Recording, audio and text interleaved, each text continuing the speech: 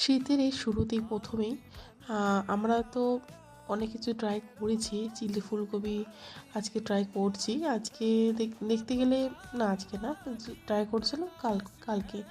তো আমার তো এই রান্নাটা বেশ ভালো লেগেছে। মানে তোমাদের সাথে কীভাবে এক্সপ্লেন করবো বুঝতে পারছি না।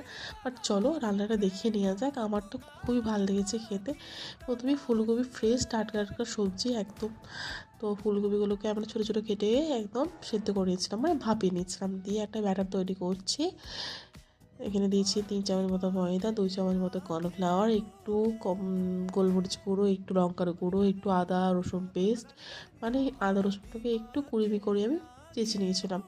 ভালো করে মাখিয়ে জল দিয়ে গুলে ব্যাটারটাকে ফুলকপিগুলোকে ভালো করে একটা একটা করে ডুবিয়ে তেলে ভেজে নিয়েছিলাম। ছাঁকা তেলে ভেজে নিয়ে ওই তেলে দিয়ে দিয়েছি একটু রসুন কুচি, একটু আদা কুচি, একটু পেঁয়াজ কুচি বা পেঁয়াজগুলোকে আমরা কিউব করে কেটে রেখেছিলাম, আর ক্যাপসিকামগুলোকে কেটে রেখেছিলাম। তো ভালো করে ভেজে নিচ্ছি। ও তার আগে একটা বলি, আমি যেখানে রান্নাটা করছিলাম রান্নার কাছে একটু আলোটা কম ছিল বলে ভাই লাইট দেখাচ্ছিলো। এদিকে ফুলকপিগুলোকে ভাজা হয়ে গেছে, আর এদিকে দিয়ে দিচ্ছি স্বাদ মতো নুন, চিনি আর সসের একটা মিশ্রণ করেছিলাম।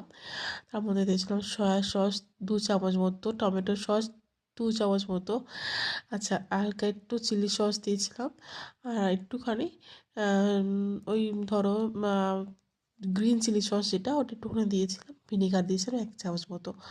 দিয়ে ভালো করে সসটাকে মিশ্রণ করে দিয়ে দিয়েছি, ভালো করে নাড়িয়ে নিচ্ছি। আর এদিকে দিচ্ছি একটু কর্নফ্লাওয়ার, জলে গুলে রেখেছিলাম আগে থেকেই, সেটা দিয়ে দিয়েছি। আর দিয়ে ভালো করে নাড়িয়ে এদিকে দিয়ে দিচ্ছি ফুলকপিগুলোকে। উপর থেকে সামান্য একটু লঙ্কা গুঁড়ো 2 চামচ মতো ছড়ালাম, যাতে একটু কালারটা হয় আর একটু টেস্টি হয়, ঝাল ঝাল হয়, সেই খেতে লাগবে সেই।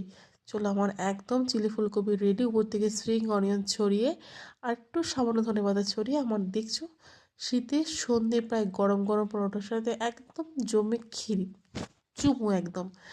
তোমরা যদি কেউ এরকম চিলি ফুলকপি ট্রাই করো, পরোটার সাথে খেয়ে দেখতে পারো, জাস্ট চুমু, কোনো কথা হবে না।